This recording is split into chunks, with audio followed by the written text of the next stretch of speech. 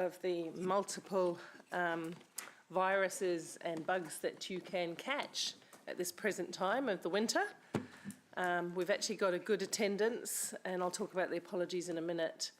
But before we start our meeting, we'll have our karakia from Tame, please. Please, thank you. Ka hoi tēnā koutou ngā kai kaunihira o kirikiri roa me ngā mema hoki o te hāpori I ara mai ki te whakarongo ki te whakatako tō kaupapa rānei. E te atua kaharawa koe nei mātou e tuku whakamoemiti ki a koe kia pā mai tō ringa aroha me te manakitanga ki runga I te iti me te rahi.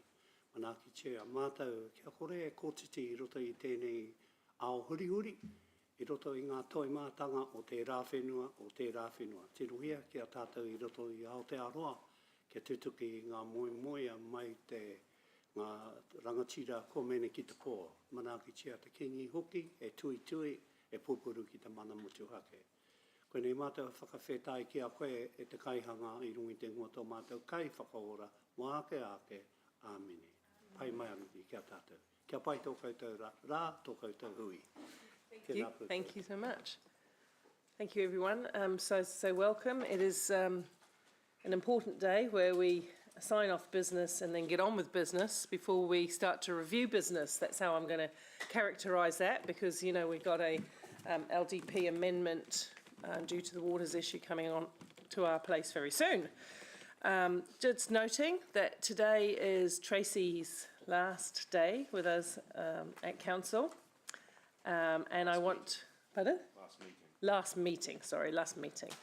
And I've already thanked her personally, but I want to say on behalf of Council, thank you for the work that you've done with us over multiple of these kinds of plans and annual plans and long-term plans and many other issues. We have appreciated the way we're able to work with you, your approachability, your professionalism, your sense of humour, and largely, even though we try our very best to put staff under extreme pressure, you're pretty unflappable despite that. And so we want to thank you for that. I know you're going off to the WISE group, which is a very good company to work for. I think you'll really enjoy the difference of that organisation, because it's always good in one's career to get breadth of experience. And so we wish you the very best in that. And we do want to say thank you very much. All right. So be kind to Tracy Day. All right, let's go with the apologies, and there's quite a few actually in different partial forms of full. Councillor Wilson, who had hoped to be here, apparently he's in some part of the world with zero connectivity. Rumour had it he was on a camel in the middle of Mongolia. No? Oh, well, not on a camel? Because, you know, I had an image of that just briefly, and it was making my day a bit happy, so he could be on a camel. He's not going to be here anyway. He's away, so we wish him well on that. Councillor Sarah, who's at home with a very terrible virus.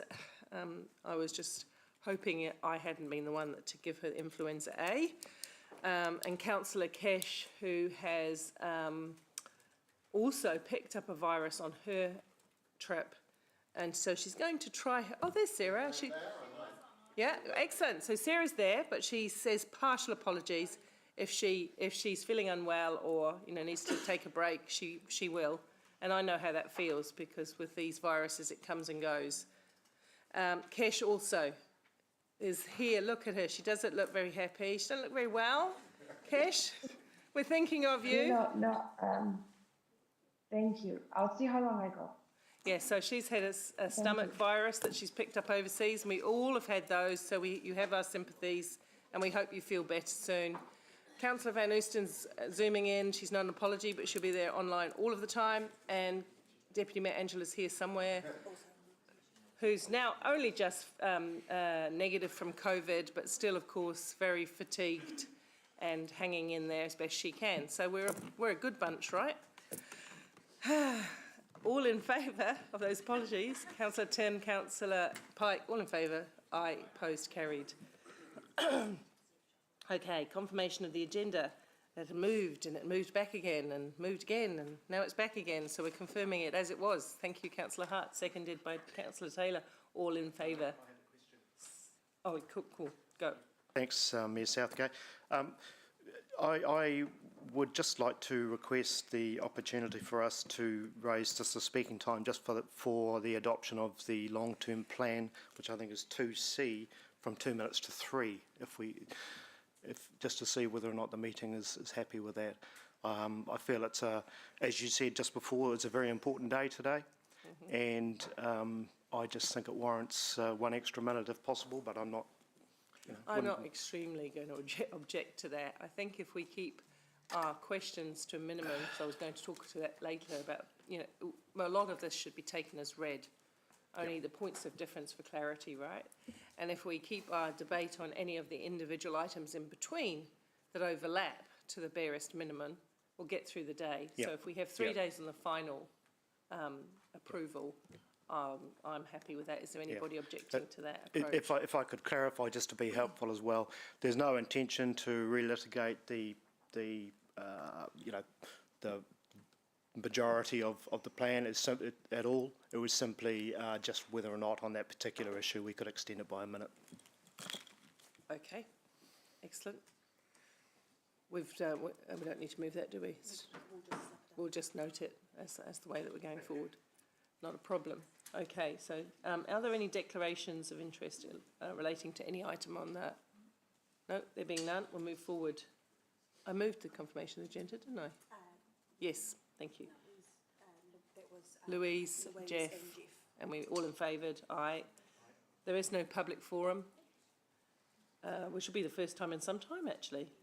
So we're going to go through the confirmation of the minutes, and these are all fairly straightforward, so I tend to take them as read and breeze through them unless there is anything raised. So item 5, confirmation of the open minutes of May the 30th. I'll so move. Anna will second. Any comments, questions? All in favour? Opposed? Carried. Confirmation of the council open minutes of June the 4th. I'll so move. Councillor Bitter will second. Any questions, concerns? All in favour? Aye. Opposed? Carried. Confirmation of the open minutes of the 11th of June. We've been a busy year, right? I'll also move and Louise will second. All in favour? Opposed? Carried. I'm getting there. Confirmation of the elected member briefing notes of the, what day's that? 22nd of May. Also moved. Councillor McIndoe will second. Going around the room. Any question? You weren't there. Picked the wrong person there. Councillor Moko, were you there, present on that day? 22nd of May. Yeah. I think so. Or you'll move. You'll second. I'll move. All in favour? Opposed? Carried. Confirmation of the open briefing minutes of 29th of May. Mark will second, and I'll move. Any questions? All in favour? Opposed? Carried. And lucky last of those ones, confirmation of the elected minutes of the 19th of June. I will move and Emma will second. Oh, because I think I've then been around the entire room, maybe. All in favour? Opposed? Carried. Thank you, everyone. Brings me to the Chair's report, which I'm going to take as read, and just I'll move it. Are there any questions or issues relating from that? It's pretty straightforward, really. I do want to say in public record we wish the Tron, it's a bit of a tongue twister, the Tron songsters, who are a delightful bunch of young students, all the very best. It's probably a once-in-a-lifetime opportunity for them to go and participate in an international choral competition. And they're simply delightful. And just noting, they have got to give a little page because it does come with quite a few costs, although their fares are picked up. Some of that is picked up. Quite a few costs. They do have to give a little page, which I've donated to in councillors and staff. If you want to support this group, there's going to be great ambassadors in our sister city. Please jump on and give them a few dollars here and there. It goes a long way. Thank you. Sure. Possibly for outside here, but I'll try it anyway. Note recently Christchurch have left the LGNZ. When do we talk about our position? Is it Good question. We actually did. We didn't have, we struggled to find where the formal decision was made, but I absolutely recall way back when Auckland was leaving as well, that we had a conversation in a workshop as a council. Those kind of questions were raised and discussed, and at that time it was considered that we would remain in local government New Zealand. Yep. There hadn't been strong impetus to do anything different. I would urge that we do still remain in local government New Zealand for a range of personal reasons I'm happy to share, including the amount of contact that I get with key ministries, ministry officials and ministers when you're actually in National Council, Metro Sector, Maruata and other forms of local government that I wouldn't be able to get if I wasn't in part of it. And maybe a slightly technical question then, do Auckland and Christchurch have people who do the same job as like LGNZ representatives? Is that sort of part of the rationale as to? I don't know what their rationale is, to be honest. I guess they think they can deliver what the ratepayers need without resourcing from LGNZ. I think that's a bit of a shame because most organisations, the Planners Institute, the Legal Institute, plumbers, every organisation has its professional body which they rely on and lean upon to drive standards and share information, and that's exactly what local government New Zealand does for our sector. Okay, cool, thank you. It's a shame actually because Mayor Mauger was on the National Council and added a great deal of value and got a great deal of cut through with ministers from being present, and now of course he won't be able to attend. So They hosted such a fantastic event last year and now they've pulled out. Yeah, yes. And just on that matter, the conference, I haven't had any conversation with LGNZ about the conference, but they were supposed to host it again the next time after Wellington. So LGNZ will of course be on the lookout for another conference venue. We are not putting our hand up at this present point in time at all, and never would I without having had a conversation about the pros and the cons of that with you as a council. So if that comes up later, we'll come back to it and we'll have a conversation. Yep. Thanks for your question, Mark. Any other questions, anyone? No? All right, all in favour? Opposed? Carried. Thank you. Growth funding policy, item 12. Good morning, Greg. Let's take the majority of this as read, because we've gone through it many times, but you may like to highlight if there are any particular changes or minor amendments that we should be aware of in casting our vote. Please. Thank you and good morning, Mayor and Councillors. No, there are no amendments and I was going to take it as read, so I will. Okay, so I'm happy to move. Can I have a seconder, please? Councillor Hutt, thank you. Any questions? All right, do we need any debate? I wasn't proposing to have any debate, actually, because I thought I had it in full last time. So therefore, we'll go to the vote on the board, please.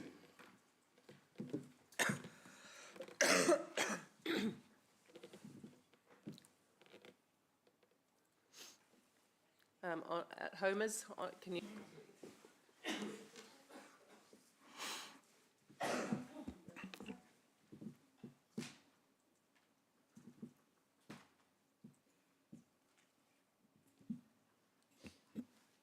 Not voted? 1 second. Pardon? 1 moment. The motion is carried unanimously. Thank you. And Greg, to you and your team, thank you for the many years of hard work that's gone into this policy. We appreciate it. Thank you. Development contribution policy. Again, if we're going to highlight anything that we should be aware of before we take our final vote on this one. Good morning, Lachlan. Morning. Thank you. There is nothing material and no further changes were made in relation to the resolutions at deliberations. There is a housekeeping matter, which is you would have received an email yesterday from governance regarding the attachments. So today, this item seeks adoption of attachment 1 and 2 in diligent, and attachment 3 is under the updated attachments heading in your diligent. And just quickly, the reason those updates were made is for legal compliance reasons, and neither is material in terms of the policy structure or the level of DC charges. If adopted, the DC policy will be operative tomorrow. And Lachlan is here to support if required, and I'm happy to take questions. Let me just see if there are any questions. Are there any questions? Councillor Bidder? Thank you, Mayor Paula. Greg, is there any wiggle room, sort of discretion in the policy system for the odd cases that arise from time to time that seem to have an unfair outcome due to the assumptions made? Yeah, good question. So there is discretion, minor discretion across many things, looking at plans and just interpreting the policy and so forth. But in terms of where the policy is explicit and a development falls under explicit definitions, then staff don't have discretion to go outside the policy that the council's adopted. Would there be an advantage in having some more form of discretion within the system, whether it's within staff's capacity or to come back to the council or a committee to adjust things for individual cases? So council can amend its policy at any time. So, and there are a number of ways you could go about this. And I think you're maybe referring to, say, canopies, for example. So my view is the best way to do it is to make an amendment which is explicit and then can then be followed, that deals with your issue. As it can be problems if you provide staff with some quite broad discretion, and we're talking real money. It's not so much that development. You might make a reasonable decision on that development. It's that then the next one and the next one after says, hey, what about me? So that's why it's better, especially if it's going to be of some significance, to draft some policy that deals with the issue that you're referring to. Lachlan, I'm not sure if you've got anything to say. Well, just to add to that, I mean, there is a remissions regime that is baked into the policy. Yep. And that typically takes care of concerns where a developer says, well, my actual demand is very different to the modelled demand that the policy is suggesting. And so there is an opportunity for developers to seek a remission on the basis that they have made a material departure from the assumptions around demand. That regime has been in the policy for some time and was the subject of legal challenge and was upheld by the court. So we've got a fairly robust remissions regime already within the policy. And in addition to that, the Local Government Act does offer legal rights of objections to charges that have been levied. So there's avenues and pathways available. Thank you. One addition, Councillor. At any time, full council can make a decision to deviate from its policy. So if there is a particularly, say, unfair or its council feels that it needs to step outside the policy, then it can probably want to take advice on what that means. But that's always an option to council. Thank you. Thank you. Okay, no further questions? Then we'll go to, I've moved it. Have I got a second? Did you second it? Did somebody second it? Seconder, please. I've moved it, seconded by Councillor McIndoe. Thank you. Any debate on it? Councillor Bidder. Thank you, Mayor Paula. We need to have a policy in place from tomorrow. So I am not going to vote against this, but there are a number of issues which do need to be addressed at some point. I'll use the example of the new granny flat rule that has been proposed.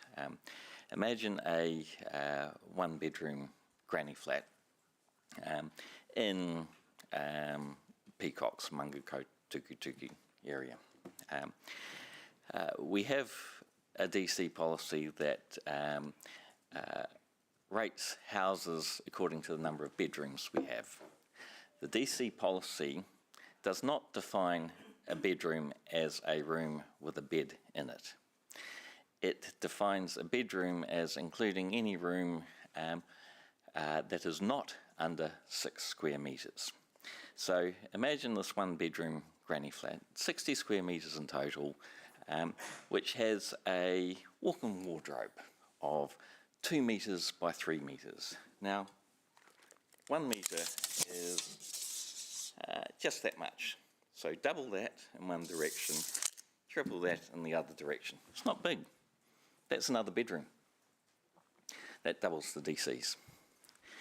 Imagine that the living area has a sunroom of 2 metres by 3 metres, enough for a couple of chairs and a coffee table. That's now a 3rd bedroom. DCs go up again.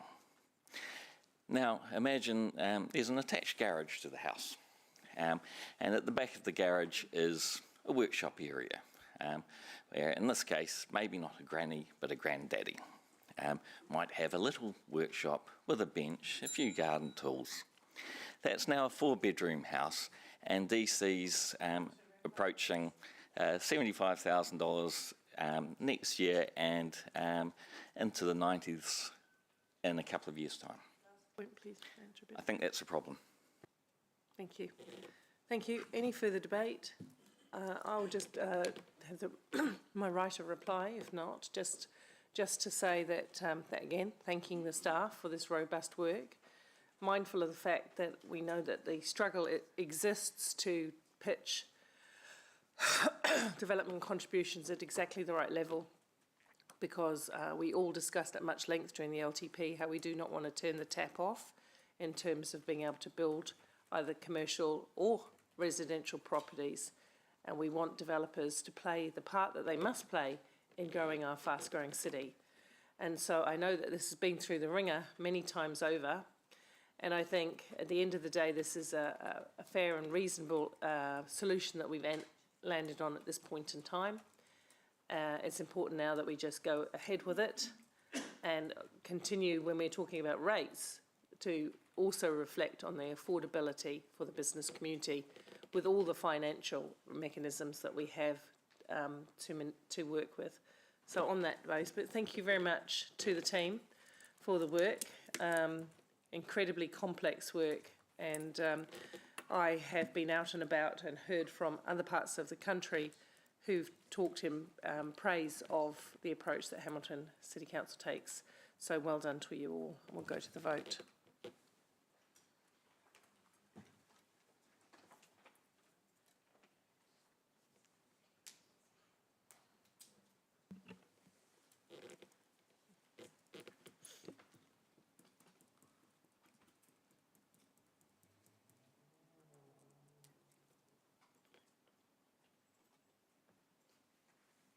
The motion is carried unanimously.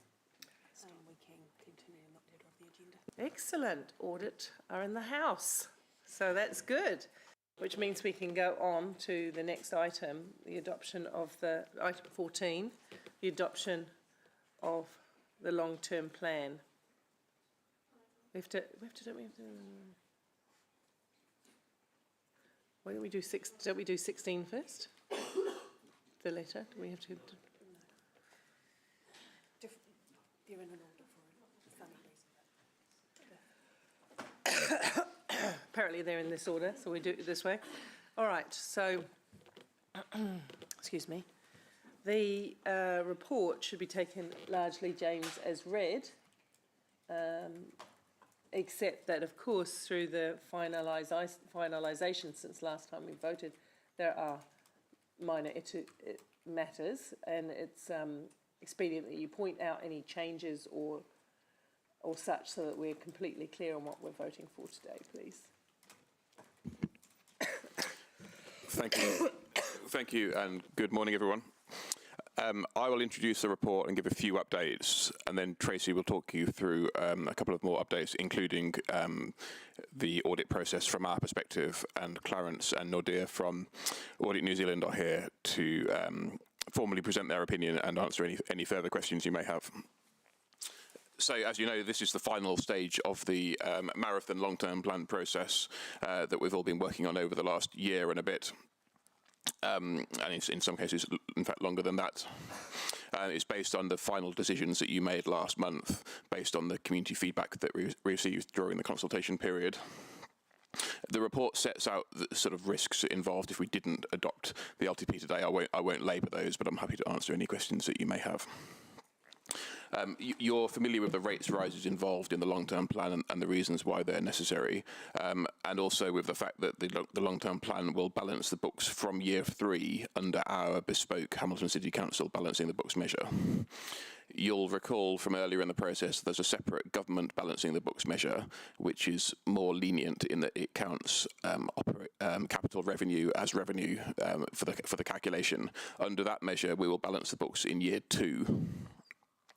So I'm formally obliged to tell you that technically, therefore, we have an unbalanced budget in year 1, but a balanced budget in every subsequent year. And there's a graph on page 190 of volume 1 of the LTP, which demonstrates that our revenue is at 97% of our expenditure in year 1, but then above 100% in all subsequent years. Mayor Paula mentioned changes, so we've been engaging with audit right up until literally this morning, and I want to thank them for all of the work that they've done working with us and also with the Office of the Auditor General in Wellington. There's one change. Tracy will largely talk about the audit process, but there's one change that I want to specifically mention. 2 of our service performance measures look at how long it takes us to process resource consents and building consents. The measures are currently, and were proposed to be in the long-term plan, the average processing time with a target of 20 days.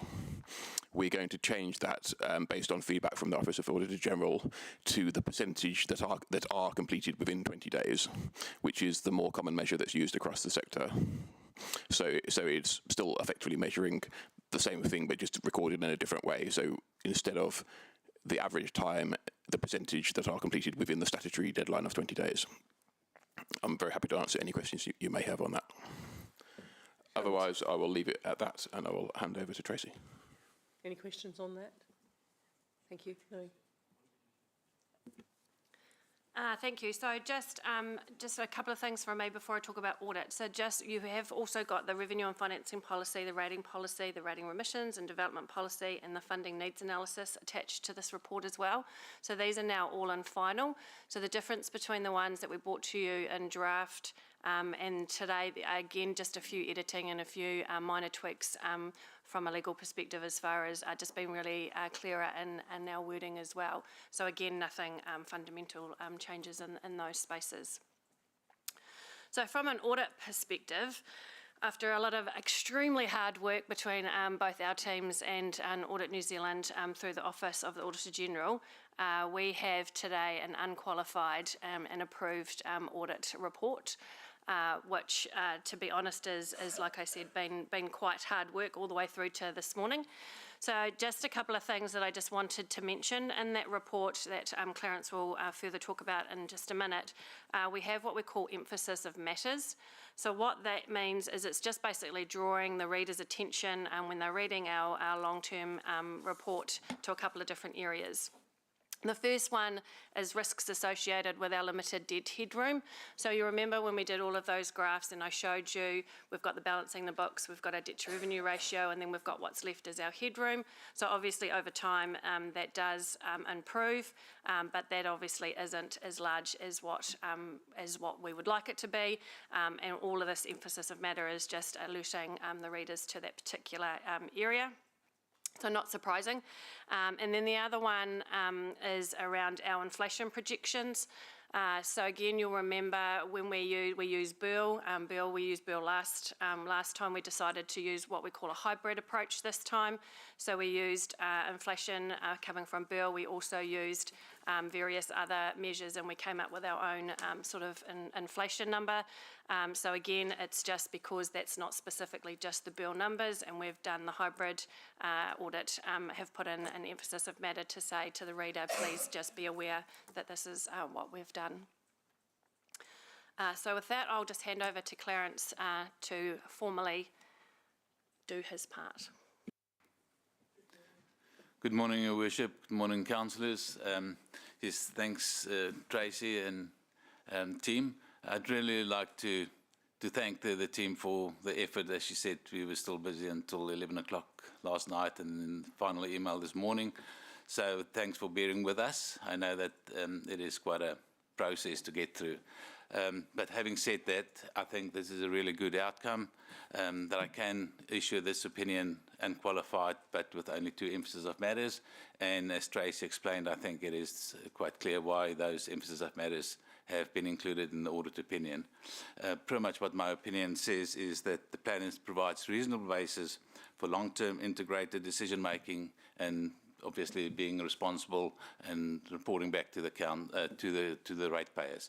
So a really good position to be in, and I'll extremely relieved in a sense to be able to present it, and I'll take any questions if there's any. Thank you.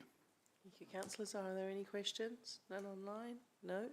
Thank you. It's been very straightforward. And before we go into... Mayor Paula, can I just mention one more thing? Yes, yeah. So you'll have seen the recommendations in the staff report. We've got a few tweaks to those recommendations just to make sure we're sort of fully complying with the audit process, and I believe Amy has those and can share them on the screen. I'm happy to answer any questions on them. So one of the key ones is the one I've already mentioned around the change to the target for consenting processes. The other one is noting that there could be some changes to the underlying information in the outer years of the infrastructure strategy, so that's beyond the 10 years of the long-term plan. And then there's some other very minor technical things such as, and for example, we don't currently have photos of the Mangai Mari in there, which we need to add. There you go, you can see it on the screen behind me.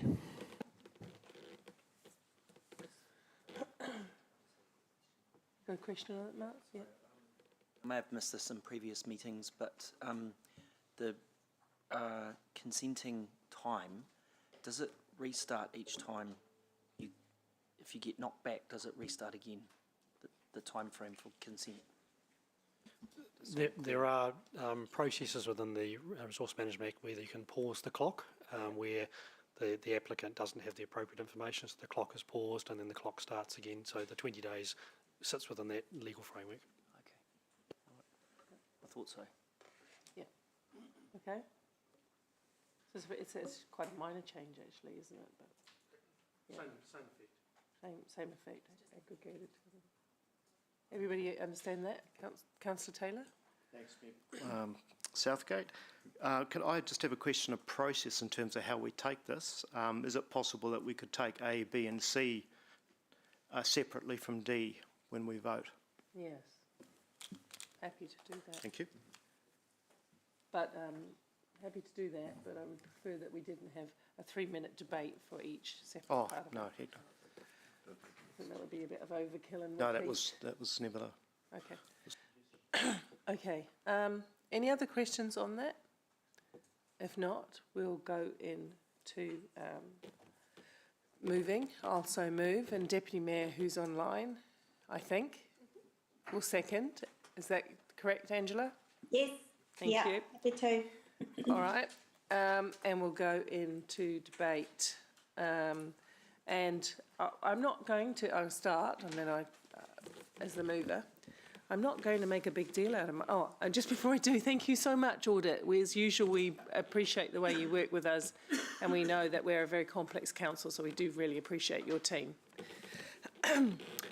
Just to let you know then that I'm not going to re-debate everything. We've spent a great deal of time through the submission process, and then we spent 3.5 long, hard days looking at everything we possibly could to land the decision. And I believe that in the end, what we have done is landed a fair and reasonable outcome in some extraordinarily trying times. One that takes into account affordability, but also one that enables us to carry on doing the core business that we need to do. And we have said so many times, and I'm not sure that everybody on every Facebook page believes it, but this is not a budget of pet projects or extras. This is a core for services budget. Just in terms of when we think about the rates at the moment, it's not something we face alone. A 27% increase for West Coast Regional Council, 19 for Hastings, 18.5 for Wellington, including an extra sludge fund levy as well, something new. 17.5 for Pororua, and I only had a chance to go through some. I haven't got a lot of time. The average rates increase across the 48 councils that I was able to get hold of was around 15%.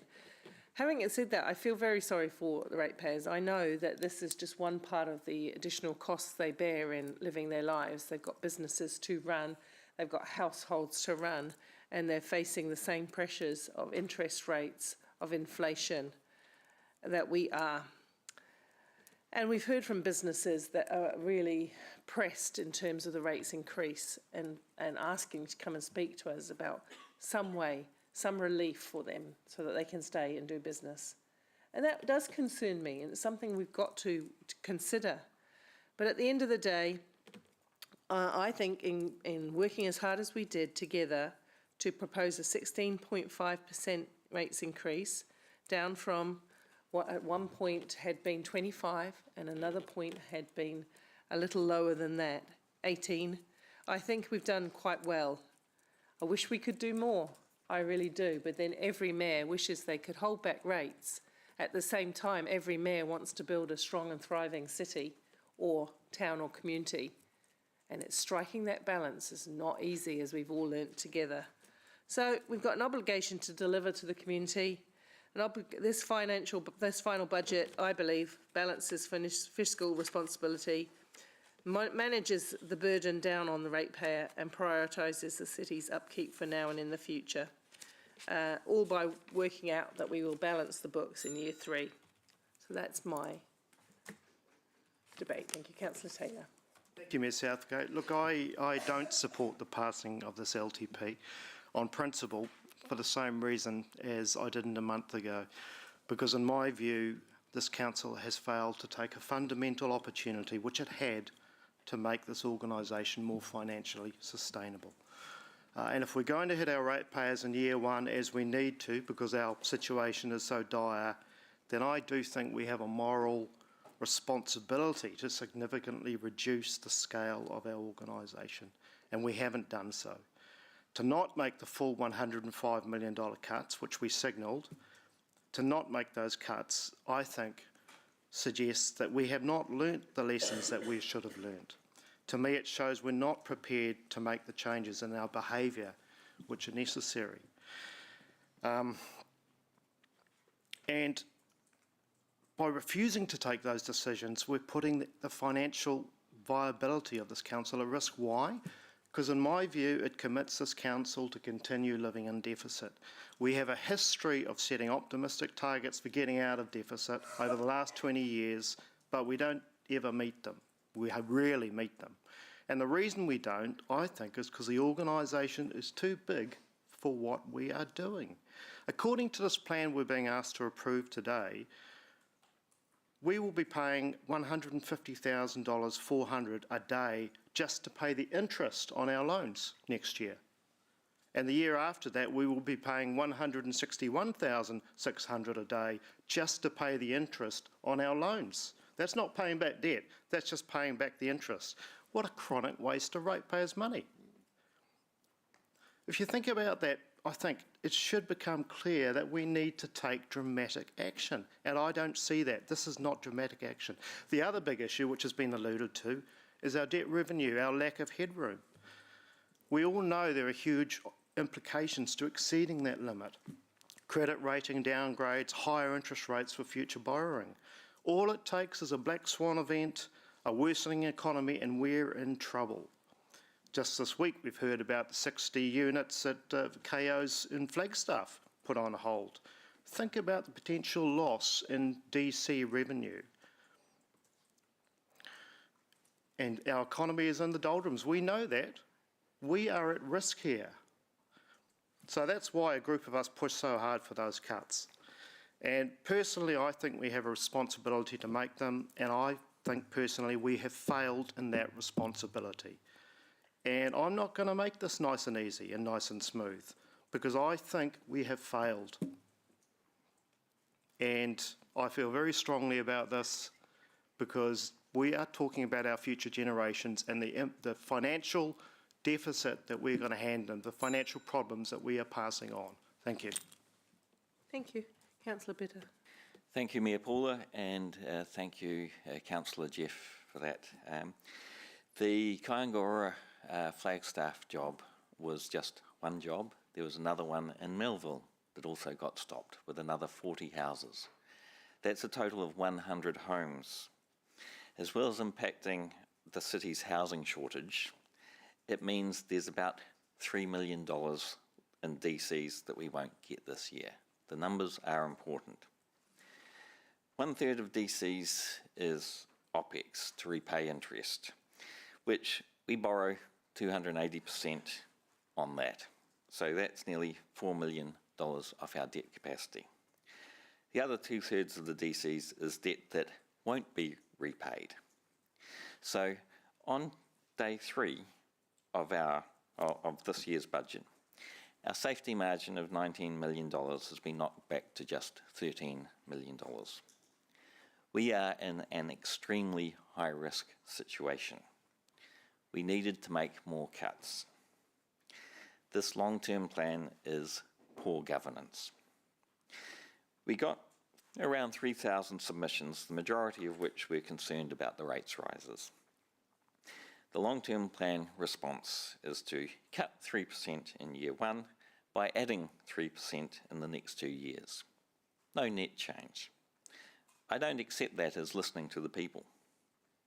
We needed to make more cuts. Some of us put the cuts on the table. The public backed those cuts 2-1. I represent the people.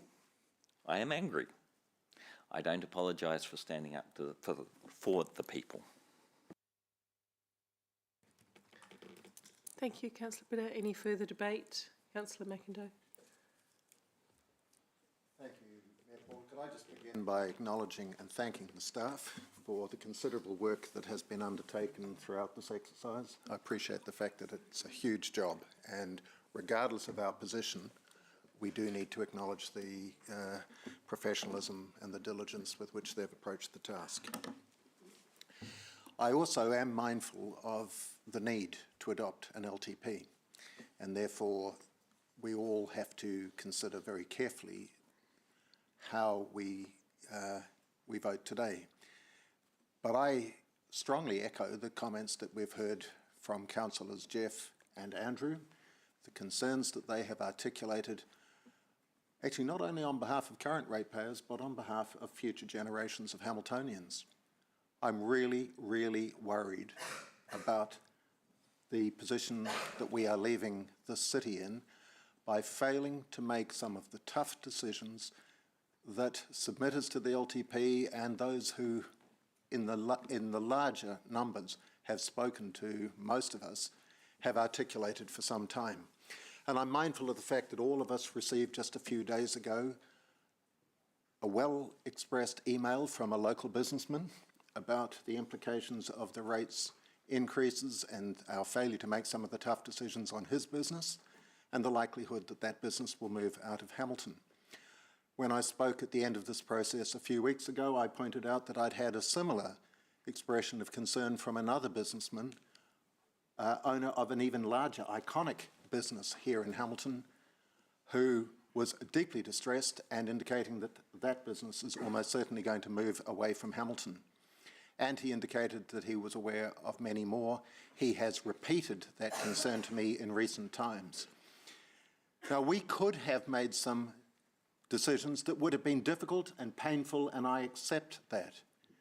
But I think the consequences of failing to do so, and I am talking essentially about making our own organisation smaller and starting by showing some leadership with ourselves as governors around the table, our failure to do that means that we are now in a position where we have very limited room for manoeuvre.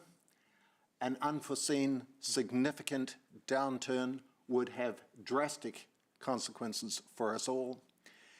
And while, as I say, I understand the need to adopt an LTP and the consequences of failing to do so, I cannot in good conscience support a document that does not reflect the concerns of our ratepayers and doesn't listen to the fact that the vast majority of people understand that tough times demand tough choices. So I will maintain the position that I adopted a few weeks ago. Any further debate? Councillor Donovan? Sorry. Councillor Max. Councillor Maxine. Thank you. Yep. Thank you. Kia ora all, and thank you. Thank you first to staff. We heard at the beginning that this has been more than a 12-month process for some of our staff, and if we think it's tough, actually it's really tough for them too, and not just coming out of this process, but moving straight into to the next series of processes. So golly, I hope you can take a break and a breather, and I'm not quite sure how we're going to replace Tracy in the next part of this process. You'll be sadly missed. Look, it is the end of a really long and difficult process, and in the most challenging of financial times for both us and all the communities that we represent. Look, together we've aimed to build a plan that's fair and sustainable for everyone, and I hear around the room that there's some real discomfort with that. But last month I said in my view that the LTP was not about dramatic and exaggerated claims, and that our council isn't broke, and that we're not wasting money. You have all made decisions based on careful analysis, rigorous investigation, and thoughtful consideration. But more than that, and more than anything else, it's been a series of decisions that we've each contributed to, and that our community have had a significant input into. I mean, that's really been borne out also in the unqualified audit opinion and by Clarence's comments today, that this is a really good position to be in. You can see each of us in the outcome, and it's not the product of just one dominating approach. There are items that I'm really disappointed to lose, or that have been moved into the outer years of the plan. There are cuts that I really worry about us being hampered in our future work. But all of it needed to be done, and this was the approach that will lead us to the best outcomes for our community. And I urge each of you to really reflect upon the risks of not having this confirmed today. The risks that you can see in the back of the paper today that shows that financially we will be significantly worse off had this not, should we not have the numbers to get it across the line? And that's a really irresponsible approach for councillors who think that by taking a stand will give them better standing in the community. That's completely out of order, and I urge you to acknowledge that. So thank you, and I look forward to supporting Mayor Paula and Deputy Mayor in approving this plan. Thank you, Maxine. Councillor Donovan. Paula, I had kind of a platform from which I was going to launch, but I take a little bit of umbrage at Councillor Maxine's comments about irresponsibility for standing up for what we believe in. Certainly from what we hear in the community and the people that we are talking to, I mean, it's actually kind of thrown me a little bit, to be honest. But look, I'll go with my narrative. Thanks to the staff for all the work that they've done. I am against what is tabled. I maintain the same position I did several weeks ago. When challenged with an alternative, one was produced. We said internal cost cutting and tighter control of our procurement. It's pretty simple in that regard. Some of the things I've been hearing of late is that we look like or HCC looks like a boat full of holes and heading towards an iceberg. Is this how our approach to financial management should be controlled? I don't believe it should be, and I believe that there are ways we can fix it. And believe you me, that was the PG version of the rhetoric that was being offered to me by some of the business community that I've been talking to. We've already heard that this LTP doesn't provide sufficient headroom. The words were reiterated again today by one of our presenters. And two, it doesn't implement the structural change that is required within the organisation. The point I want everyone to hear and understand is that myself and others, not only around this table, but also in our community, cannot support this LTP, which we believe is inherently flawed. However, that being said, my aim is still to be part of a council that turns our situation around and to leave a legacy of prudent financial decision making. I remain committed to this. For the good of current and future citizens of our city, it is now more so than ever vitally important that we do strike a balance between providing essential services to residents and maintaining fiscal responsibility. But I will say one thing in my summary. Remember this, the time to act is now if we want our city to be the city of the future. Thank you. Councillor Thompson.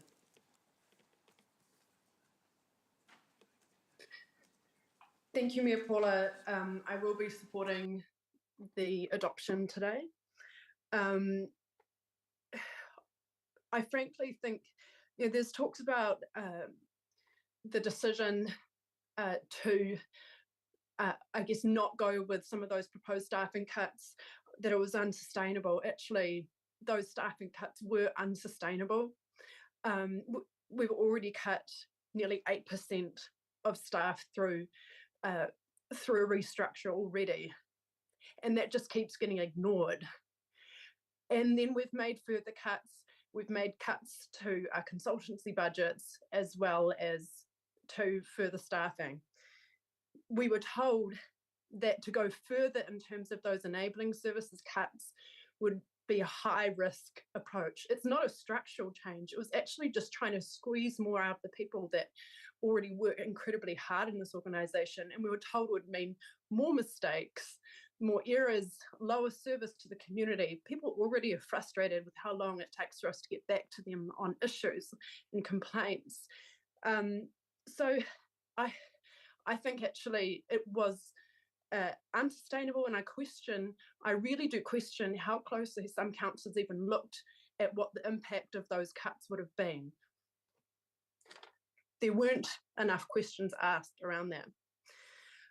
I also believe that we made the right decision in retaining our levels of service to the community. People already complain about how unmaintained and messy the city looks, and the proposal put forward would have worsened that. We actually need to do better in that space, not worse.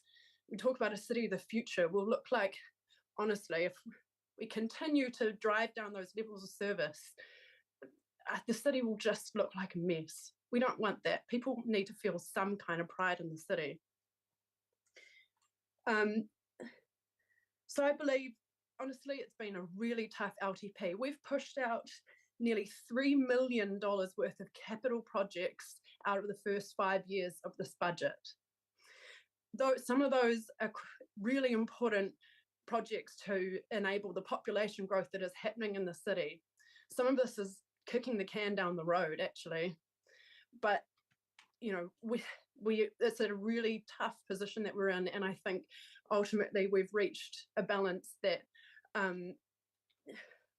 I think we've reached a balanced position, and we've done our best in a really bad time.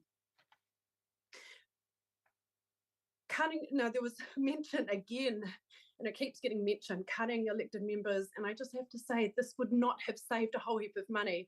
We've already got a review coming up at the start of next term. All it would have meant is spending $100,000 to save maybe $20,000 in the meantime, and then have another review almost certainly next term. So thank you. I just want to call that out. Thank you. Thanks, thank you. Thank you very much, Sarah. Councillor Hutt. Thank you, Mayor Paula. If we're concerned about debt and we're concerned about the interest we're paying on our debt, we should be concerned about choosing to put our income deficit on debt for the last 18 out of 20 years, because we've been keeping rates artificially low by doing that. The culture of local government has been doing this for decades, and now it's come home to bite us. There was rhetoric that the cuts should have been bigger, but I have serious concerns about the slippery slope to privatisation. You defund public services, they don't work, people get angry, we're probably already halfway there to be honest, and it ends up being handed over to private businesses who charge the public through the roof because they have no mandate for a public good. We don't try to make a profit, we just try to break even, and we haven't even been doing that. And while I called this budget the budget of lesser evils, I stand by that, but I struggle to think about how further cuts would have been better for our community if they lead to privatisation of our services. So we've slashed these budgets. There are so many things in here that I'm grieving for, and I think back to when I was first elected and people said to me, "Oh, Louise, you're such a radical, you're going to come in here and you're going to want to do all these things." And actually, the most radical position I have is I would have liked to have done all the things that were in the last long-term plan. Not more, just those things. I'd have just liked to have kept that. And so this is the budget of lesser evils. I don't like it. I think I said that 50 million times last month. But I really struggle with this rhetoric of we should have cut more, because I struggle to see how that would have truly benefited our communities. Anybody else online to debate before I go to right of reply? Deputy Mayor, you want to debate? No? Okay, I'll go into my... Where am I? Sorry. Emma, sorry. Thank you. Thank you. I join my colleagues in thanking staff for their hard work and tireless efforts in the long-term plan process. We've relied heavily on them, and I truly thank them for this. The long-term plan sets the focus for the next 10 years. It is a roadmap for where the city is going, what funds we will receive, and how they will be allocated.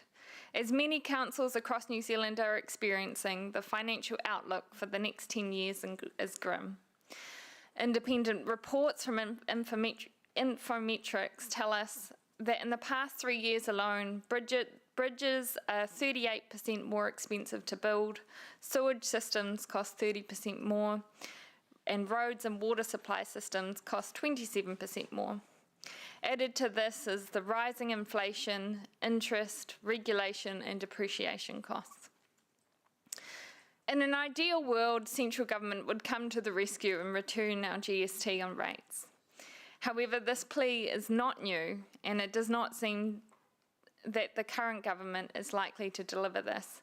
So we are on our own and must manage. What concerns me about the current plan is that the $105 million in cuts have not been agreed on by the majority, and then we doubled down on this by delivering a lower rate for year one with an increased rates later on. So yet again, we will rely on continuing the behaviour to borrow to cover our spending. This trend has led us to a worrying financial position we're in, with a very low debt headroom, which we're scarily close to, and if we breach, we'll have some serious consequences for our council and our city. By taking the lower ratings, we have lost the chance of $74 million and a $2.1 million savings in interest that we could have created in debt headroom. As I put my civil defence hat on, it worries me how short this would leave ourselves in a time of crisis. And I, like many other councillors around this table, are worried about the current LTP and the failure to make some very tough decisions, which, as Councillor Tim has rightly pointed out, the community actually supported. And what this will mean for us in the time of crisis and for the future of Hamilton. So today I cannot support the LTP, as I feel it's fiscally irresponsible. Thank you. Thank you, Councillor Pike. Anybody else? Anyone at home? No, okay. I will go into my right of reply. Here are some significant savings we did deliver. 280 million in years 1 to 5 of the capital program of savings. 33 million over the 10 years. This in addition to $94 million made through the Chief Executive's Future Fit program. We've attracted and 31.5 million of Crown funding reprioritised towards critical water infrastructure instead of another nicer to have project. So we have made significant cuts. We have cut staff. In fact, we've heard from the Chief Executive, who's unable to debate today because that's not his role. We've heard from him many times. You cut more staff than this, we cut services. We close libraries. We potentially get rid of City Safe. We pull back on hours here, or we slow down on back of house office functions because we can't deliver them. We heard that. He said it. I believe him. Some colleagues who are calling for greater cost cuts today were the same colleagues who wanted to put the rates up to 18.5%. And we also heard from the community that they cannot afford that big jump in rates right now in the middle of the cost of living crisis that we're facing. And they asked us to look for ways to bring the rates down, and we have. And we've had to spend less to do that. And yes, that does mean there are costs going forward. But I don't want to fall into the trap that Councillor Hutt has mentioned, which is to be a popular person, to pull back on the rates really low and run the city backwards. We are the fastest growing modern city in New Zealand. We are attracting business confidence. We are attracting people to come here and live. We're growing anyway. Do we want to be a good city or a rundown city? Do we want to have affordable houses for our citizens or do we not? Because to have those things, we must invest. And we are investing. But I reject the view that we haven't looked for savings. I think, I can't remember who said it actually, but I'm like them. There's some projects I would have loved to have promoted in this plan, but it just isn't the time to do it. We focused on basics. So there's things I agree with and there's things I'm disappointed with. Just let me make one point. This has gone through a huge democratic process for a very long time. Everyone's had the chance to lean into that process. And I will tell you that if we delay, if through the vote today, and I'm not sure because I'm not sitting here counting up numbers or anything else, that if this doesn't go through and the rates cannot be struck today, it will be costing $9,000 per day to council in interest payments while we go back all over it once more. Please, let's not do that. Nobody loves this plan, but it is the balance. It is the plan we've worked out and we should go forward and support it. Thank you. We'll go to the vote, please. Oh, sorry. So we're voting on, let me get it back up again, please. Thank you, Tim. We're voting on the, where is it? I've got it. Just on the screen. Yes, just on one of my things as well.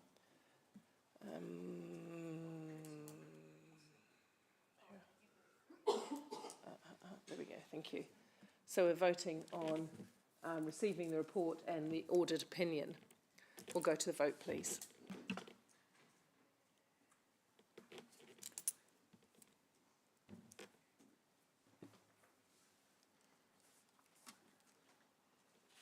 Okay, we'll go to the next. The motion is carried unanimously. Thank you. Can we go to the next bit? We're not going to re-debate this, by the way, councillors. We've had our debate.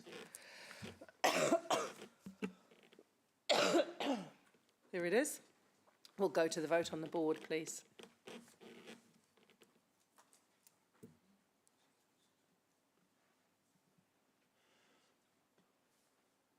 Everyone online? Thank you.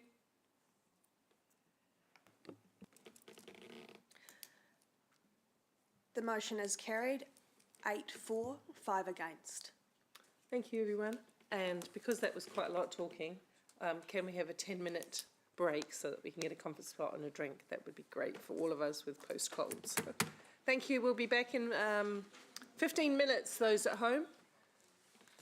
Thank you, everyone.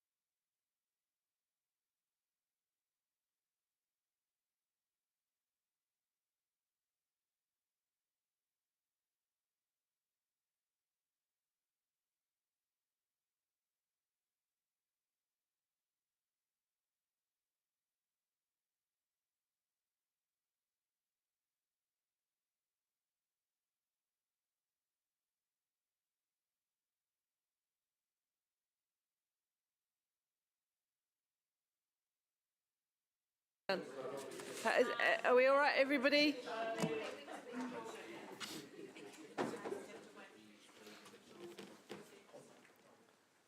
Let's crack on. That's a technical term for let's recommence.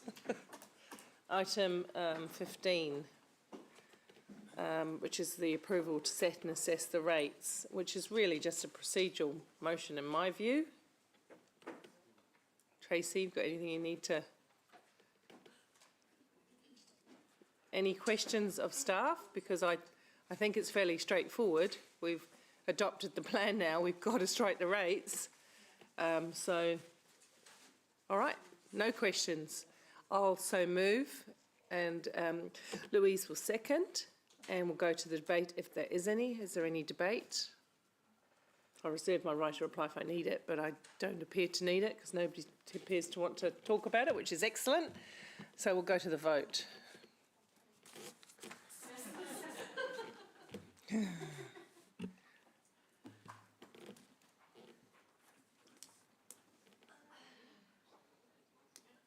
The motion is carried unanimously. Thank you, everybody. Audit proposal for the next year. Yeah. That you should never have got up.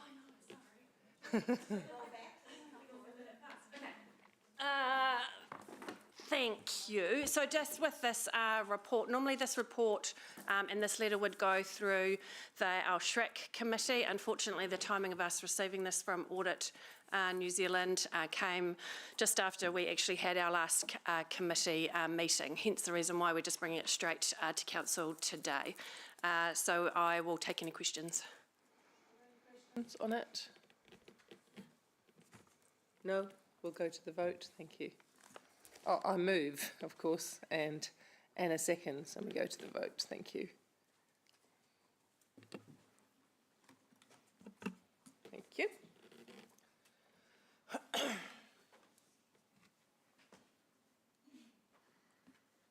The motion is carried unanimously.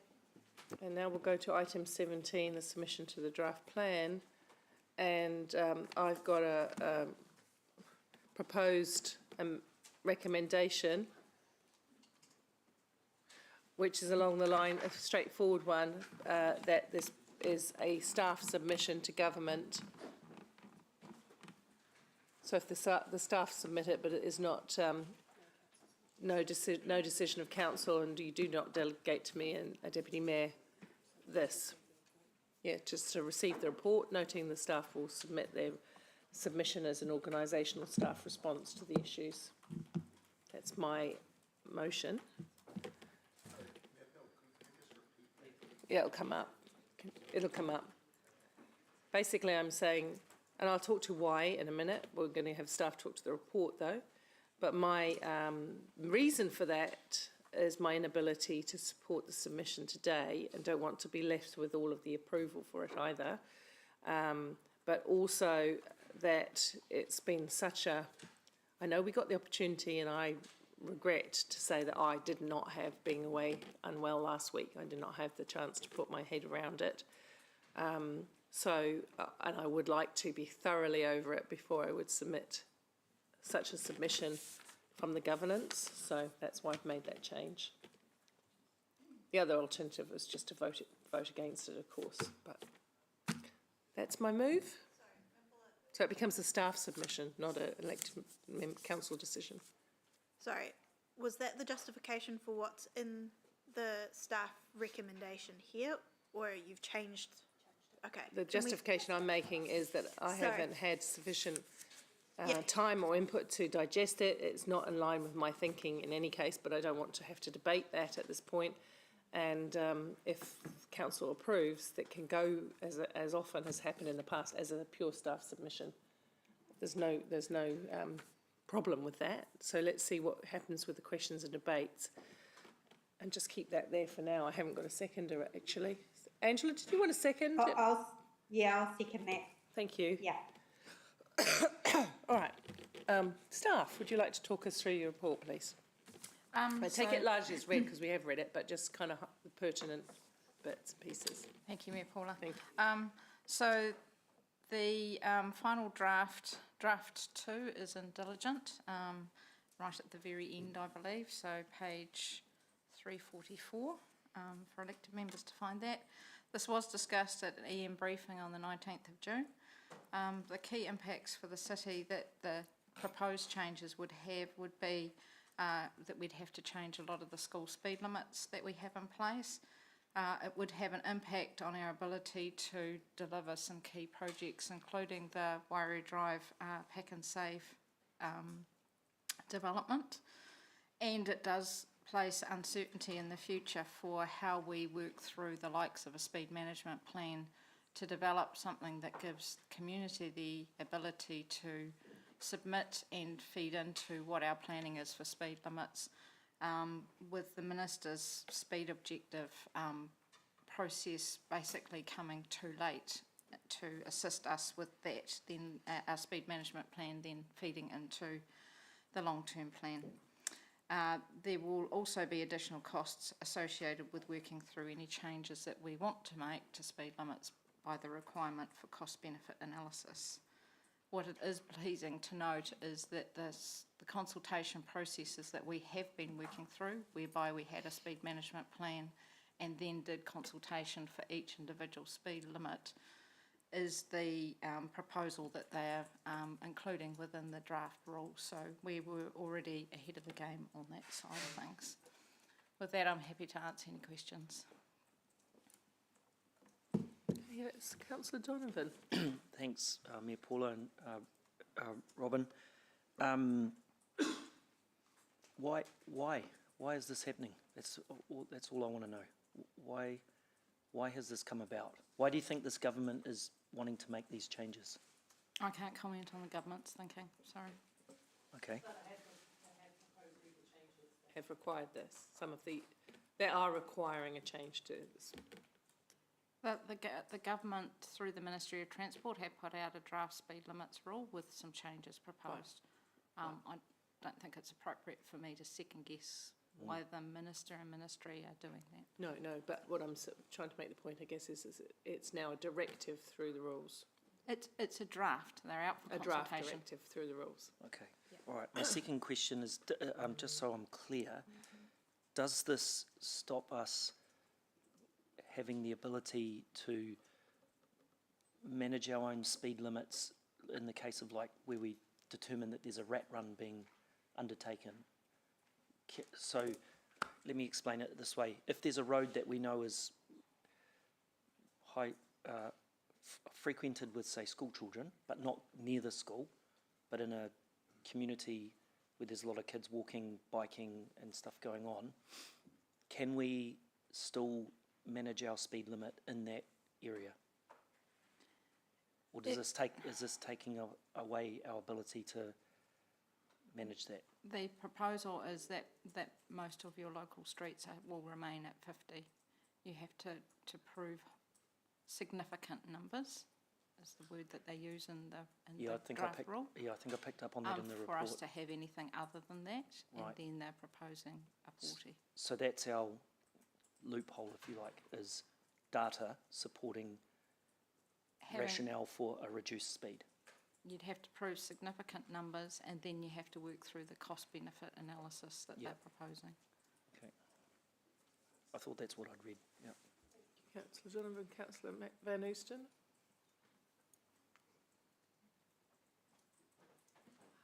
Thank you.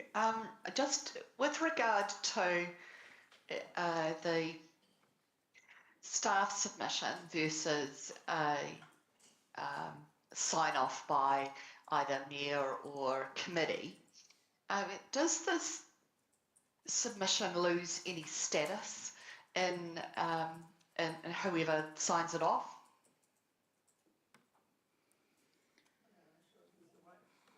To just answer that, not necessarily. It is a very technical submission in the way it's currently written from my point of view, and it has been generated by the staff based on their technical advice. Quite often councils field staff reports when submissions when there's insufficient time to have a proper full debate and understanding of the council. It's not uncommon. obviously, if councils support staff, I guess it gives it a nod of approval as well at a political level, which is where I can't go at today. Does that it, Maxine? Yeah, it is. Thank you. Thank you. Councillor Sarah.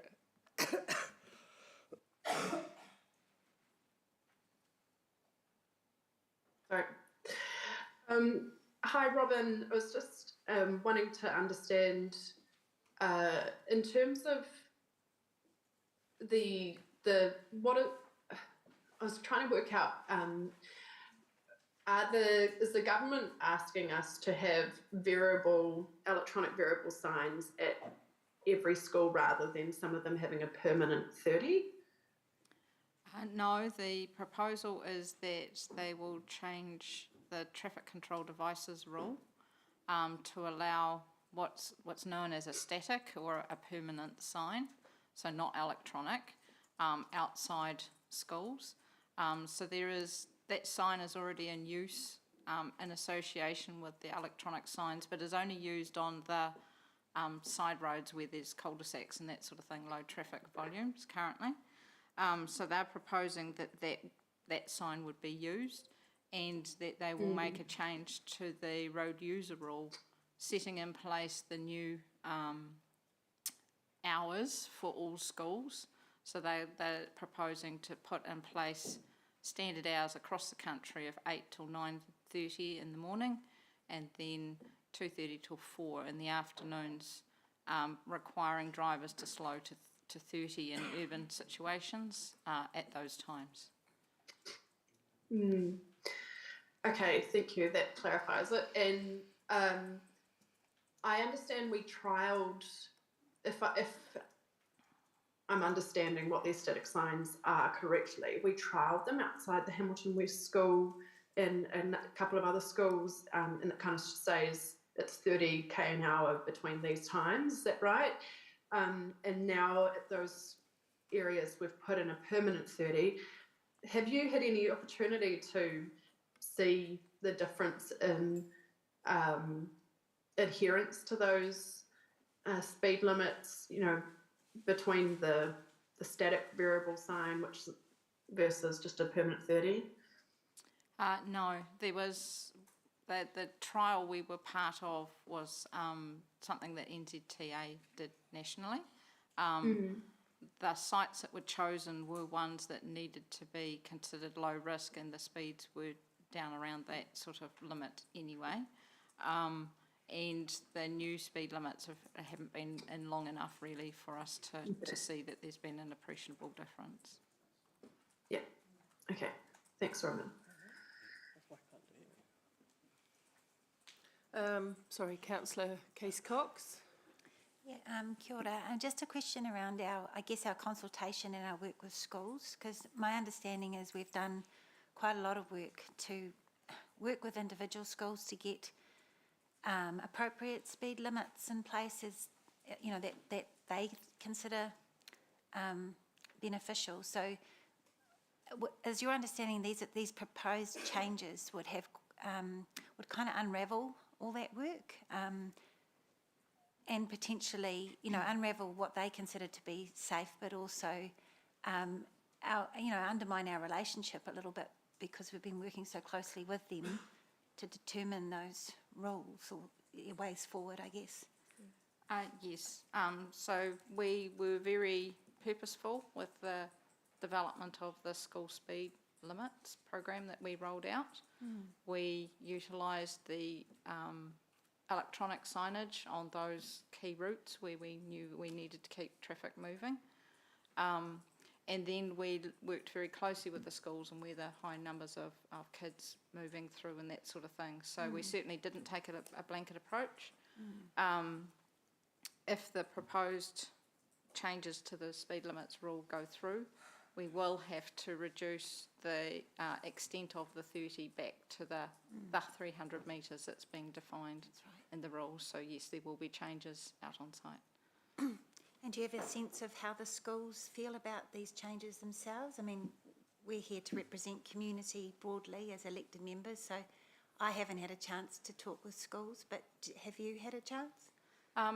We've certainly alerted the schools to the proposed changes and encouraged them to submit to the proposal as they see fit. I think that there is disappointment, particularly those schools where we've been working hard with our school travel planning team to get more children walking and cycling, and to utilise those greater distances than what the new rule will allow for. Okay, thank you. Okay, Councillor Taylor. Thank you. Robin, in the submission on page 347, our submission, points 37 and 38, they reference the new supermarket proposal in Puketi, and the fact that it would be at cross purposes with the resource consent and all that sort of stuff that's already been approved. We say in it, at the end of it, we say, will no longer be able to meet its resource consent requirements, meaning the proposed rule will prevent already consented economic development proceeding. So is it that hard and fast?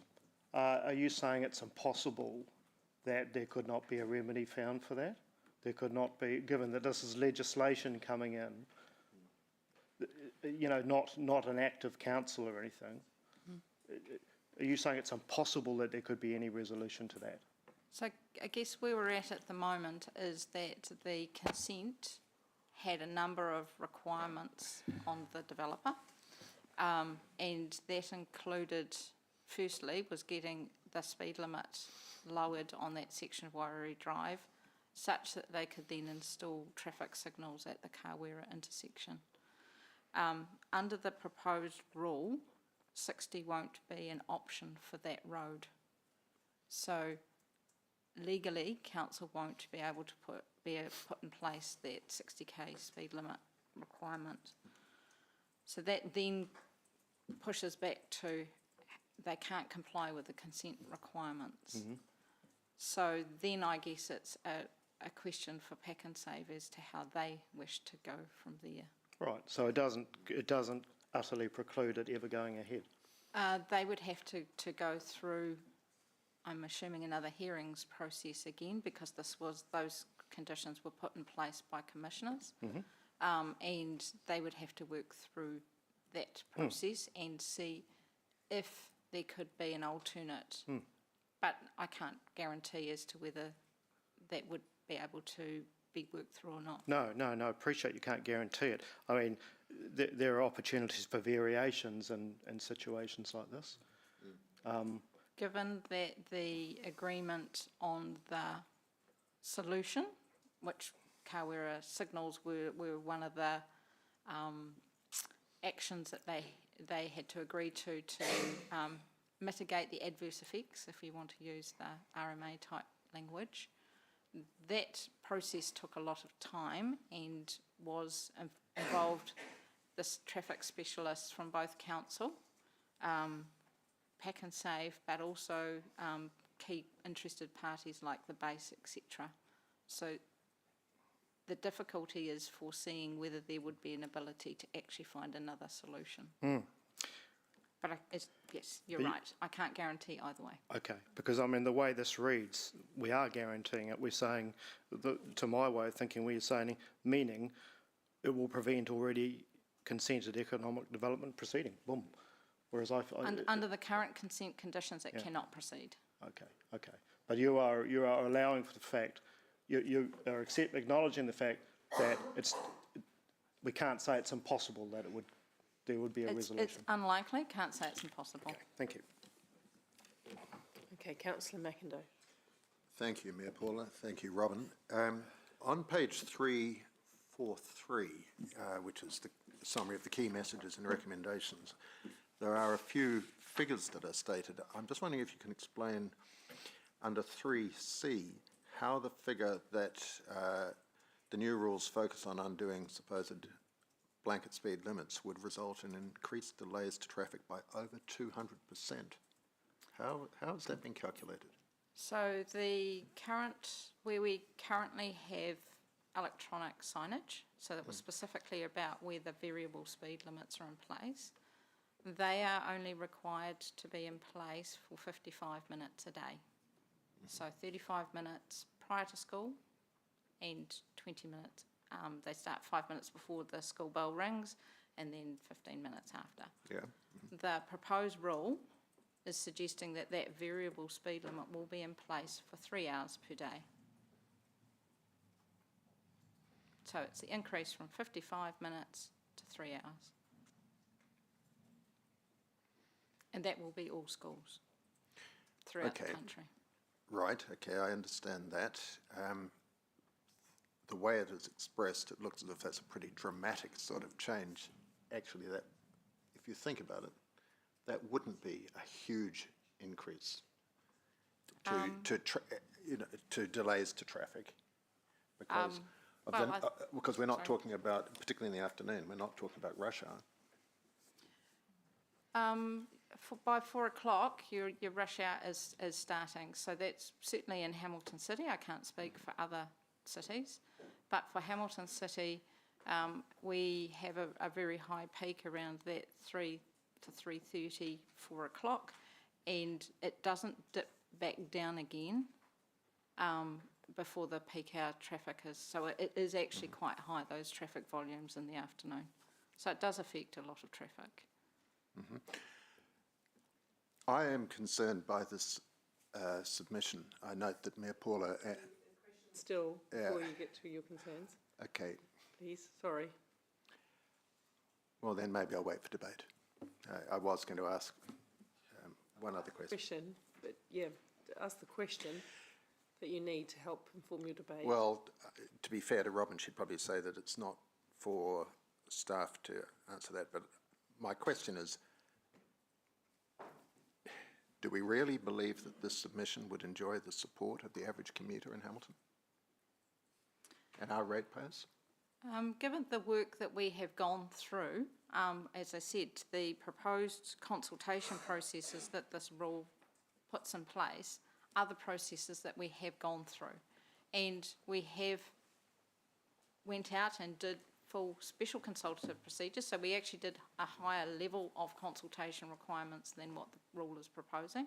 We did the special consultative process for the speed management plan, and then subsequently consulted on each individual speed limit change that we have worked through in the city.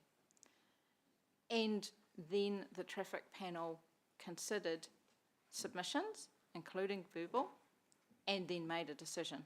And in not all cases have they approved the proposed speed limits. In some cases we haven't, because we have listened to the community.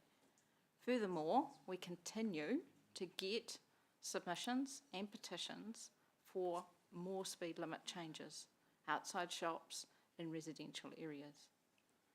We have looked very carefully at when we implemented the school speed limit changes, such that we put the electronic signage in place in locations where we have high traffic volumes to try and minimise the impact on the economic development and the travelling public, while balancing the need of safety for the kids getting to school at those key times on those key locations.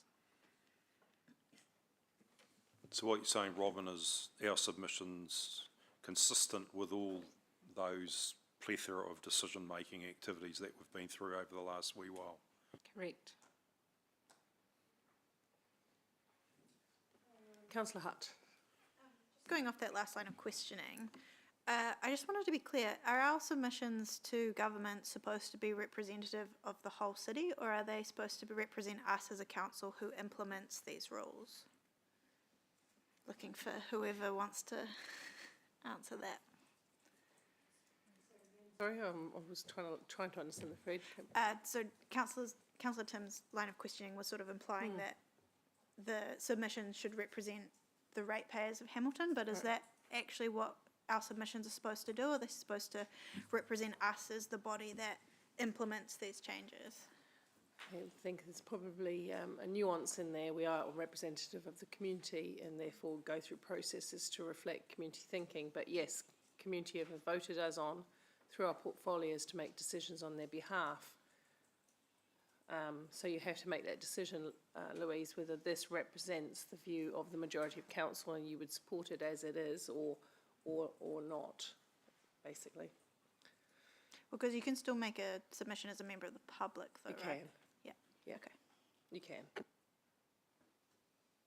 Okay, question I have is that the recommendation as it sat before the one I've proposed suggested that it be delegated to Angela and I. What my question goes before that, in terms of what timing, when did you receive, when was the role received? What process did it go through with elected members? You did talk about it in a workshop, but of course we know that workshops are not attended by everybody. The public consultation was released by the Minister on the 13th of June. Mm-hmm. We included it in an elected member briefing on the 19th of June, and we have till the 11th of July to make our submission. Okay, so there's a little bit of time, but there's no other committee process that it can go through. Correct. So we have about 8 days. What day is the day? We've got a week. We have a week. Okay. Oh well. Thank you for the staff for the report. I haven't changed my mind in that I feel that this should go as a technical staff report. Without considerable time and effort. I could debate it. I'm going into debate now, so I shouldn't do that. But I think there's nothing wrong with it being a staff report if that's the will of council. Nobody has moved the staff report, the staff recommendation in any case. Question? On your Yeah. motion, if I may, Mayor Southgate. I'm just wondering whether A and B could be taken separately, because to be honest, my debate would probably be along the lines that we don't make any submission. I'm a bit like you, I haven't had a chance to catch up with it as much as I'd like, and I would like the option to receive the report but vote against a staff submission, and that would, if we took it separately, that would allow me to do that. Sure. Thank you. Has everybody here received the opportunity to submit, though? How many days ago, right? So you all saw it at that point? Okay, cool. All right, we'll go to the vote. Debate. That's right. Losing the will on that one. Debate. Angela, I'll reserve my right to play because I've already explained why I'm doing what I do. Deputy Mayor Angela. Thank you. Thank you, Nicola.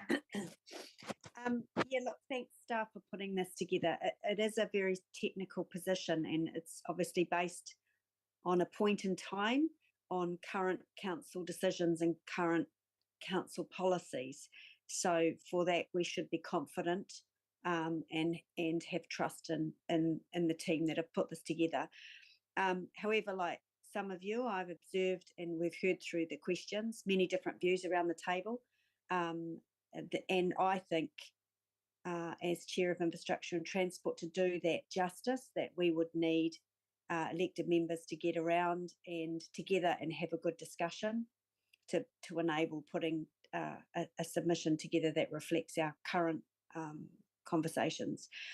So I think just on the draft land transport rule that the submission is speaking to, it is a coalition box ticking exercise that could cost this city and our ratepayers millions of dollars of costs should we be required to wind back some of the speed limits we've put in that respond to community and requests and respond to keeping people alive and safe on our roads.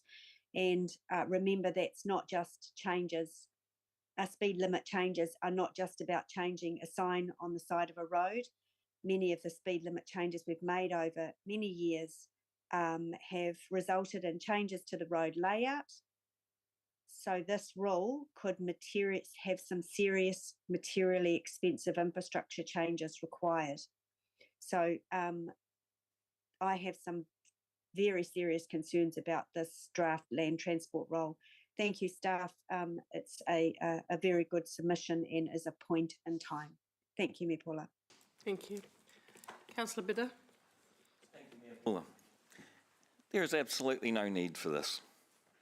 As Councillor Louise noted and Mayor Paula confirmed, you can make a submission as a member of the public. According to dubious legal advice via staff, in doing so, you are representing Hamilton City Council. Councillor Taylor. Thank you. Look, personally, I don't support everything in the proposed bill, but I do support the general direction being taken by the government in terms of speed limits. I think the past government's leadership and obsession is how I would see it on reducing speeds went too far, and I do support peeling back many of the past interventions. I didn't see the draft submission when it came through, and I appreciate the short time frame and what we're trying to do here. My problem, I think, is that I don't support a lot of what is in the staff submission. Personally, I disagree with a lot of what is in there, and I'm not sure from my point of view whether it reflects a lot of the sentiment I hear from residents when I'm talking to them. So I'm not comfortable with that submission going from this organisation personally, so I won't be supporting that. From my point of view, I would rather we didn't make a submission at all. And as Councillor Bidder says, there's plenty of opportunities for individuals to do it. But I'm not comfortable with a lot of the content in the staff submission, so I prefer that it doesn't go. And I'll just be supporting receiving the report. Thank you. Thank you. Any further about Councillor Hutt? Thank you. I do sit on the traffic panel, and I'm one of the nerds who reads everything in the traffic panel every time. And I've talked about this before, but traffic panel is a wonderful example of when members of the community come to us and say, hey, we'd like to change something on our street. Hey, we live right here. We see what happens. We'd like something to change because we have a concern about our neighbourhood. And I'm really proud of the amount of times that we've been able to action changes that made a material difference to people literally leaving their house. And so I see how often we get requests through to change speed limits and to lower them. And I'm also a nerd who reads our submissions that we write to government, and in reading this one, I was struck by how rarely staff write so strongly in their agreement or disagreement or simply concerns about a piece of government legislation. And I'm not a traffic engineer, I'm not a safety expert, and I wasn't elected to be either of those things, but I was elected to listen to the people that we hired to do those jobs. And I respect the people that we employ to do that work. I think that this recommendation from the government is undermining local decision making, it's undermining our relationships with communities, it's massive government overreach, and it makes us look like we're massive flip-floppers of changing this and then changing it back and then doing something else. And ultimately, it highlights a lack of respect for us to listen to people when they come to us and for the functions of local government to be respected. So I also wanted to say I support the submission from staff. Thank you. Councillor Thompson. Thanks, Mayor Paula. Firstly, thank you to staff for putting the submission together. I apologise, I also did not provide feedback because I've been sick and so haven't had that capacity to. But I mean, I think a lot of it a lot of the submission does make sense. And I guess my major frustration is that we've heard from this government on some issues that it wants to support local decision making and also support reducing wasted costs and I guess removing red tape and things. But then this does, you know, take another step towards overriding local decision making, and it also adds costs for us to go and undo a whole heap of decisions that we've already made. So I find that very, very frustrating. It also talks about, you know, removing a blanket rules, but then it replaces them with more blanket rules, which don't work. And what we just need is flexibility to make the right decisions locally. And, you know, if we have that ability, then if we want to make changes in terms of what we've got around the schools, we'd have the ability to do that as a council instead of these decisions being made from Wellington. So I think fundamentally at that level, this rule change is just wrong. I do think that I am keen to look at whether we can, the impact of the permanent 30K signs outside of schools, and whether there's any benefit to those versus the variable static signs. But we can make those decisions, you know, as a council on a case-by-case basis. But I am keen to see, you know, whether variable signs would encourage adherence to speed limits opposed to ones being in place all of the time. Yeah, that's a decision for our infrastructure. Thank you. Sorry, and transport committee. Thank you. Thank you. Councillor Tauriki. Kia ora tātou. I'll be supporting the submission, largely because I believe that the approach that this particular coalition government wants to take in the removal of Māori contribution into the creation of these plans is a step backwards. To be fair to say, even when National was in power those many years ago, they made significant steps to include Māori into the creation and the planning of a number of roading projects. And so I feel that by removing that will be a step in the wrong direction. It'll be a step backwards.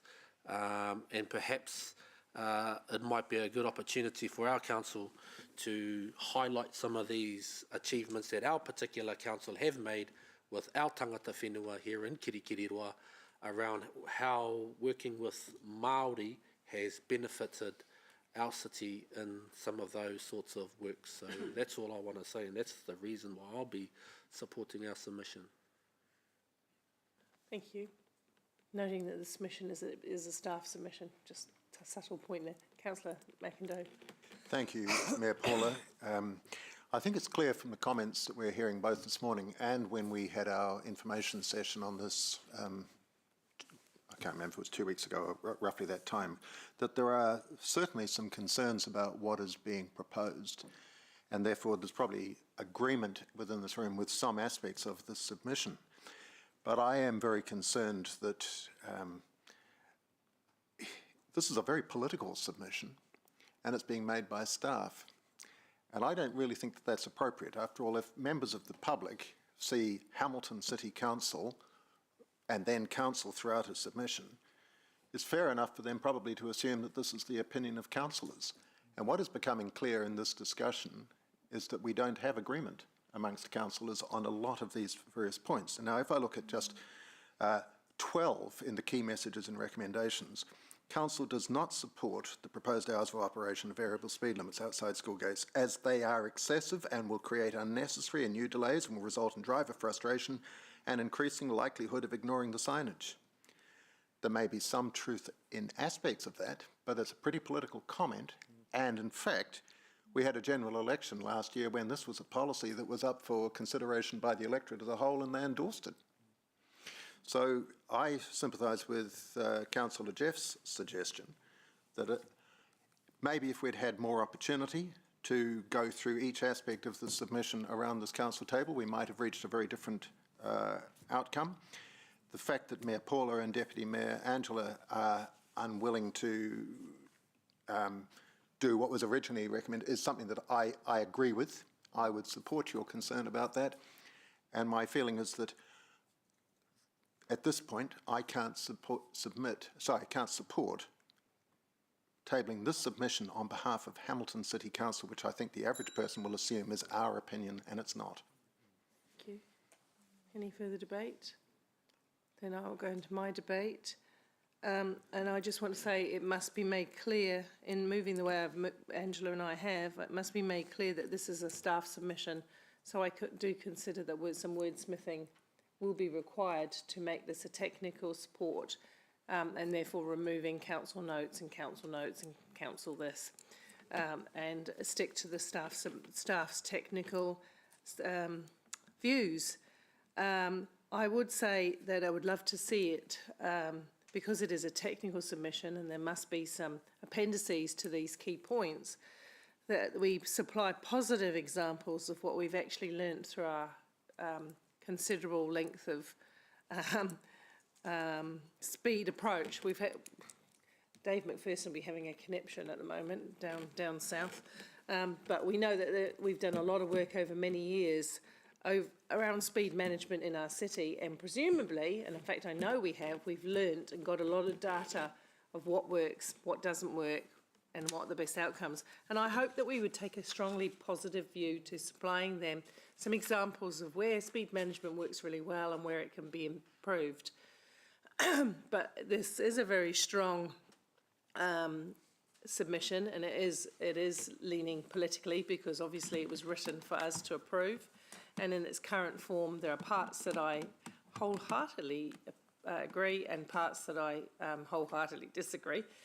And but I do want to say one final point, that this would end up being another unfunded requirement placed on council.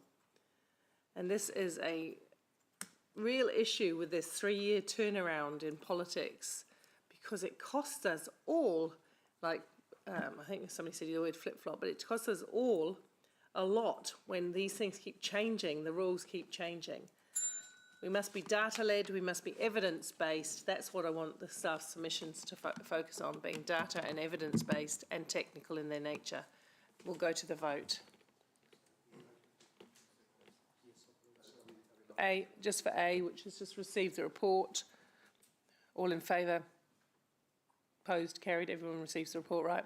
Now we're voting for a revised technical staff submission to go to government, and that will go to the vote on the board, please. I can't vote, there's no vote. What's going on here?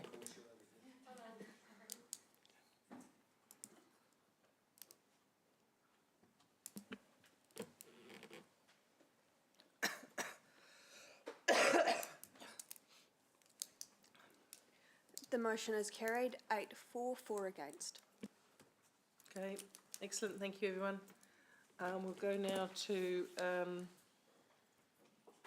item 18, recommendations from the open minutes. They're from strategic risk. We're just going to bring up on the screen a slight change to the wording. Are we? I'm just going to bring a slight change to the wording. So just receiving the report and receiving the report. Yeah. So we're just receiving the report, and I think Maxine, if she's still there, will move. Maxine? Are you moving? Yep.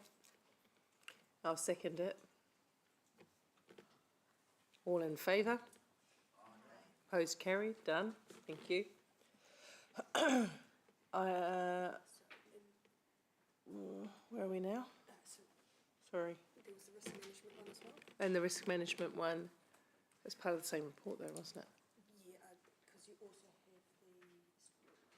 the strategic growth item. Happy to move that also, Mayor Paula. Happy, thank you. The move has been seconded. All in favour, say aye. And then there's the strategic growth District Planning Committee, which Sarah, you'll be happy to move. Yep, nodding, and seconded by Jeff. All in favour? Opposed? Carried. Thank you. That's it. And now we're going to move into public excluded. Thank you, Emma. Moved and seconded. All in favour? Opposed? Carried.